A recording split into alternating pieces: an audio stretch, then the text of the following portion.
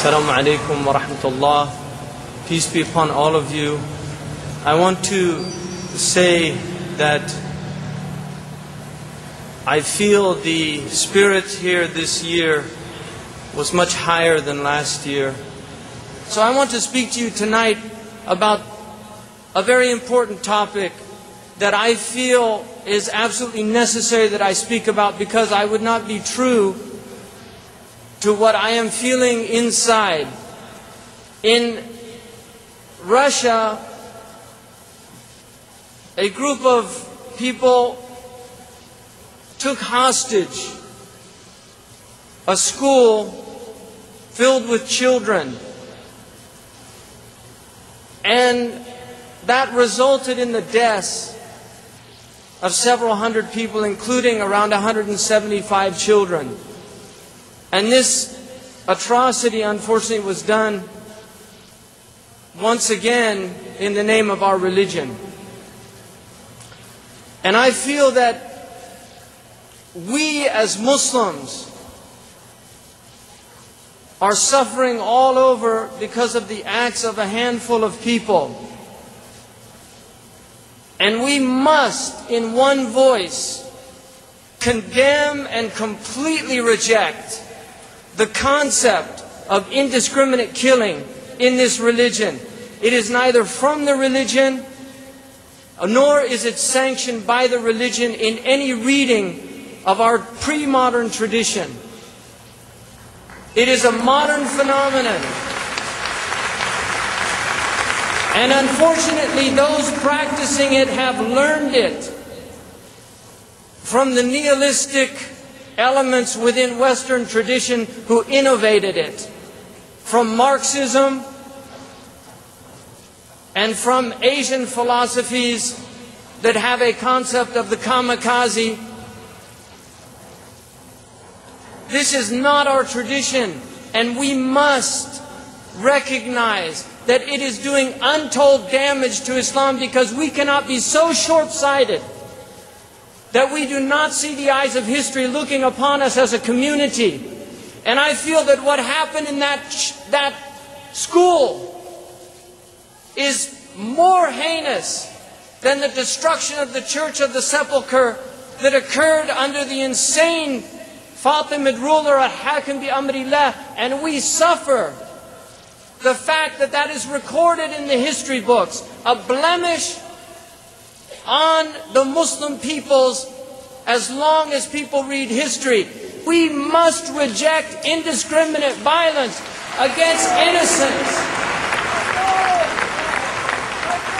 because blood is too precious, and it is our Lord that sanctified the blood of Bani Adam. من أجل ذلك كتبنا على بني إسرائيل من قتل نفسا بغير نفس أو فساد في الأرض فكأنما قتل الناس جميعا. And for that reason, the sanctity of life, we decreed upon Bani Israel, and by extension upon the Muslims, that anyone who kills a soul without just cause, or brigandry in the earth, terrorism, that it is as if they have killed all of humanity. And this is what has happened. We do not count numbers. We do not say they killed 30,000 of us or 3,000. We do not count numbers. Every soul is sacred, and this has to be reestablished on the earth. Once again, the teaching of Abraham alayhi salam. And that is why our Prophet sallallahu alayhi wa sallam warned us, إِيَّاكُمْ وَالْغُلُوَّ فِي الدِّينِ فَإِنَّمَا أَهْلَكَ الَّذِينَ مِنْ قَبْلِكُمْ الْغُلُوُّ فِي الدِّينِ. Beware of extremism in religion. Because it is extremism in religion that destroyed the peoples before you. He did not warn it if it was not a real and serious threat to the Muslim community. And so this is the issue of the age. This is the issue that the Republican Party is basing their entire platform on. Basing an entire political platform in the most powerful military nation on the earth. It is based on the idea that Islamic fanatics are a threat to the security of this country. And this must be condemned.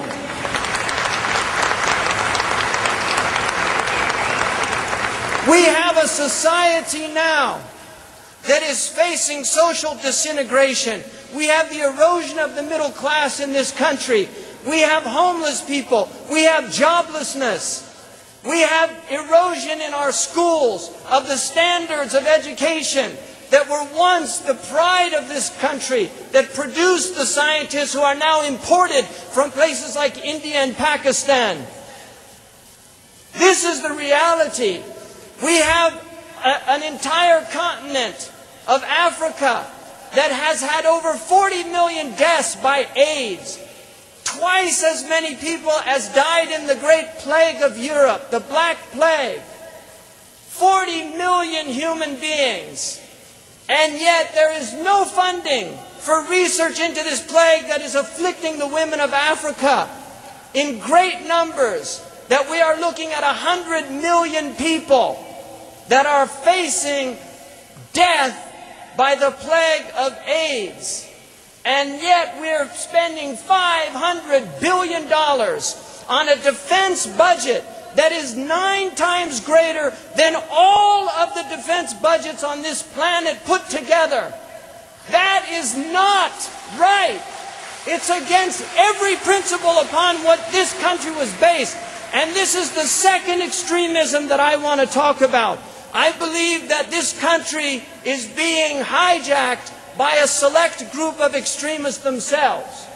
Islam is not the only religion that suffers from extremism. There is an extremist agenda in this country that is not in the best interests of the United States. And it's the goodness of this people that every war that this country goes to is always done in the name of the highest ideals of this country, because the hypocrites that use those ideals for their own advantages know that in the hearts of the Americans is a love of truth, a love of justice, and a love of liberty, and they believe that those should be values and virtues that are promoted throughout the world. The Muslims are here to stay. And Pat Buchanan said in a very profound essay, if this government thinks they can wage war on Islam like we waged war on fascism or communism or any other ideology, they have another thing coming, because Islam has been here for 1400 years and proved itself indestructible. Islam is indestructible. Islam is indestructible.